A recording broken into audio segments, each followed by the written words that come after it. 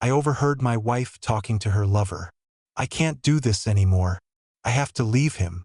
I walked in and said, I agree. Then I threw a packed suitcase on the bed. She was left speechless as her secret escape plan was suddenly exposed. I, 42 male, always knew Stephanie was a collector of things.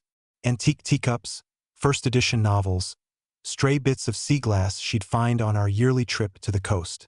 I just never realized I was one of them, something to be polished and displayed until a shinier object caught her eye. The shinier object, I learned, was named Jason. It started subtly.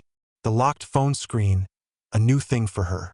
The sudden interest in a spin class that was conveniently across town.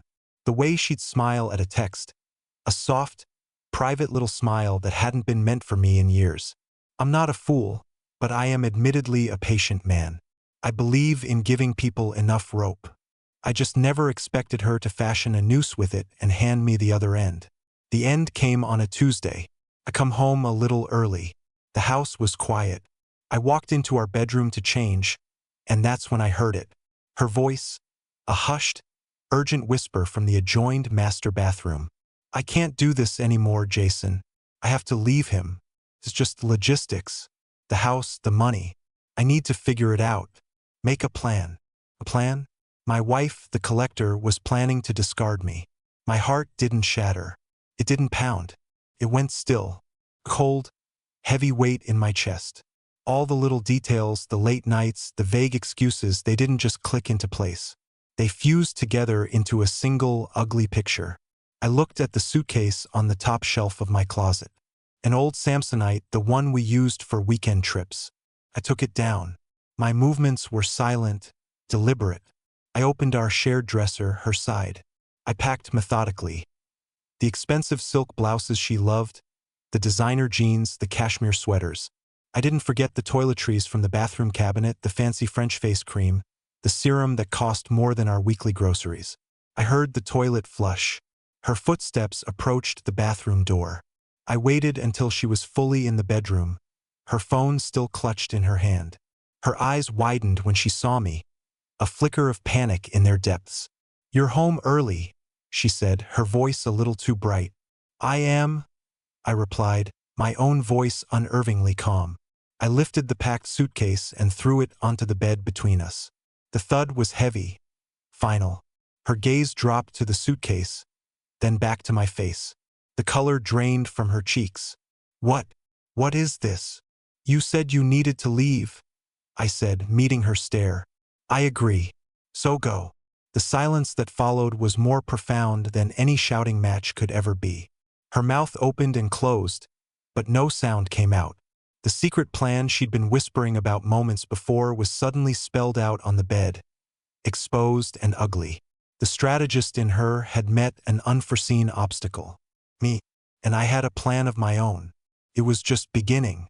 It's been 7 days since I threw that suitcase on the bed. Thank you for the comments and DMs. It's grounding. A lot of you asked what happened next. The short answer, entitlement, happened. Stephanie stood there speechless for what felt like an eternity. The first words she finally managed to stammer out were not, "I'm so sorry," or, "How did you know?"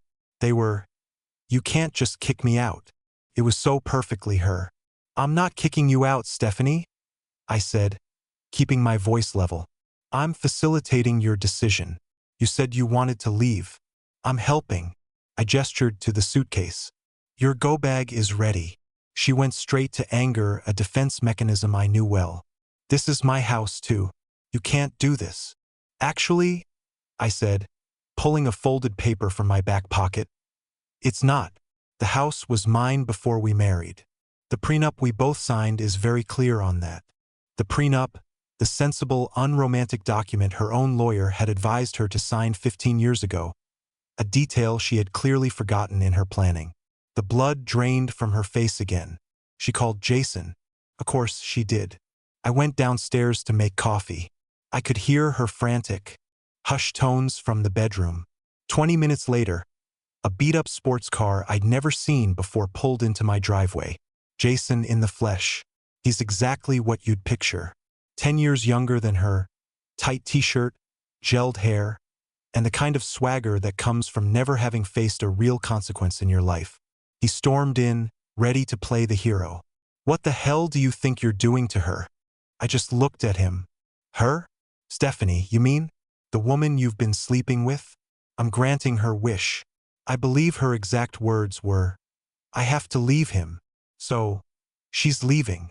The confrontation they expected, the screaming match, never came. I just stood there holding my coffee mug. Calm. Completely disarmed them. Their outrage needed fuel, and I refused to provide it. Instead, I became a bureaucratic wall. "You need to get your stuff out of my house," Jason demanded, puffing out his chest. "She has her suitcase," I said. "Anything else she believes is hers. She can list in an email. We can arrange a time for her to retrieve it with a police escort present to keep the peace." The mention of police deflated them instantly. Stephanie began to cry, the performative, frustrated tears of someone whose script has been thrown out the window. She grabbed the suitcase and they left. The email arrived the next day. It wasn't a list. It was a novel of demands. She wanted half the value of the house, spousal support, the car, which is in my name. She even listed emotional damages. But the part that truly showcased her mindset was the postscript. "P.S. You owe me for my half of the security deposit on the apartment." I put it on my card. Here's the thing. I knew about the apartment. I'd found a credit card statement a month ago, a charge for a $2,850 security deposit. I didn't say anything at the time. I just filed it away. My response to her email was brief. Subject: your items, Stephanie. Per our prenuptial agreement, you are not entitled to equity from the house or spousal support. The car is legally mine. Please provide a detailed, itemized list of your personal belongings by Friday at 5 p.m. We can then schedule a retrieval time. Regarding the security deposit, as the apartment was acquired for the purpose of conducting an extramarital affair, I do not consider that a shared marital expense. However, I'm willing to be reasonable. I have canceled your supplementary credit card and your access to our joint savings account, effective this morning. I've also changed the password on the premium Spotify account. I suggest you contact your landlord directly to discuss the deposit. Regards, you-know-who. The fallout was immediate. Her bank card was declined at a restaurant. His probably was too, from the sound of the screeching voicemail I received from an unknown number shortly after. It seems Jason lives in a small rental and was counting on moving into my house. This morning, I got an email from our mutual friend, Laura. Stephanie called me, absolutely hysterical. She said you threw her out with nothing but the clothes on her back and are trying to ruin her life. What is going on? I simply forwarded her Stephanie's demand email, my calm reply, and a screenshot of the credit card statement with the $2,850 charge. I added a single line. "This is what's going on. Hope you're well." The silence from that quarter has been deafening. Justice isn't always a lightning bolt. Sometimes it's just a paper trail. The past 2 weeks have been an education in manufactured victimhood. Stephanie and Jason are on a full-blown PR tour, and I'm cast as the villain. The narrative they're spinning is that I was a cold, controlling husband, and she was a trapped bird who finally found the courage to fly, only for me to maliciously clip her wings. After they left, I spent an hour reviewing footage from the security camera I'd installed by the front door months ago. The one I told her was for package thieves. I found what I was looking for. A time-stamped video of Jason letting himself in with a key Stephanie had copied, tracking mud all over the Persian rug my grandmother left me. I got a quote from a specialty cleaner. The cost to repair his carelessness, for $100. I filed a petition in small claims court the next day. This knowledge came in handy when her mother, Sharon, called me weeping. "How could you be so cruel? So heartless after all she's given you?" "What exactly did she give me, Sharon?" I asked, my voice gentle. "Besides a mountain of debt on a credit card I paid for, and a boyfriend who leaves his muddy Adidas sneakers on my new rug?" Silence. Then flustered. "Well, she loves him. I'm happy for them," I said truthfully. "All I've done is remove the obstacles to their happiness. She's free to be with him. They just have to pay their own way." That isn't cruelty. It's adulthood. The official retrieval of her things was last Saturday. As agreed, 2 officers were present. Jason came with her, looking sullen. Stephanie walked through the house, pointing. That's mine. That lamp, the dining room chairs, the art in the hallway. Her entitlement was breathtaking. The chairs were a wedding gift from my parents.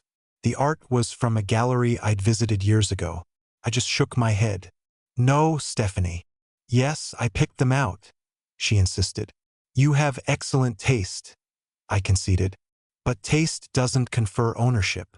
The receipts for those items are in my name, paid for by my account. You're welcome to take anything you personally purchased. They left with her clothes and some books. As they were leaving, Jason muttered just loud enough for the officers to hear, "Don't worry, babe, we'll get what's ours." One of the officers noted the comment in the report, a copy of which I requested. Another piece for the file. Their next move was more dramatic. Last night around 10 p.m., my doorbell rang. It was 2 different police officers, a man and a woman, both looking wary. "Sir, we received a call requesting a wellness check," the woman said. "The caller stated you were despondent, potentially a danger to yourself." I felt my blood run cold, but I kept my face impassive. "I see. And who was the caller?" "It was anonymous, sir, but they sounded very concerned." "I'll bet they did," I said, stepping back. "Please come in. As you can see, I'm perfectly fine. I was just reading." I gestured to the book on my chair. "This is a malicious, harassing call. It's part of a campaign by my estranged wife and her partner after I discovered their affair." I walked over to my desk and picked up a thin folder. "This might provide some context. This is a copy of a police report from last Saturday detailing my wife retrieving her belongings. Please note the final sentence, where her partner, Jason, makes a veiled threat in the presence of 2 of your colleagues." They read the report. Their entire demeanor shifted. The suspicion in their eyes was replaced by a weary understanding. They had seen this kind of ugly domestic drama before. They apologized for the intrusion, and I thanked them for their professionalism. The incident was documented. Their campaign to paint me as unstable had just given me another official piece of paper proving a pattern of harassment. It's been 4 months. The dust hasn't so much settled as it has been swept away, revealing a clean, if somewhat empty, foundation. This is the final chapter, the resolution. The small claims court date was an interesting experience. Jason actually showed up, Stephanie in tow.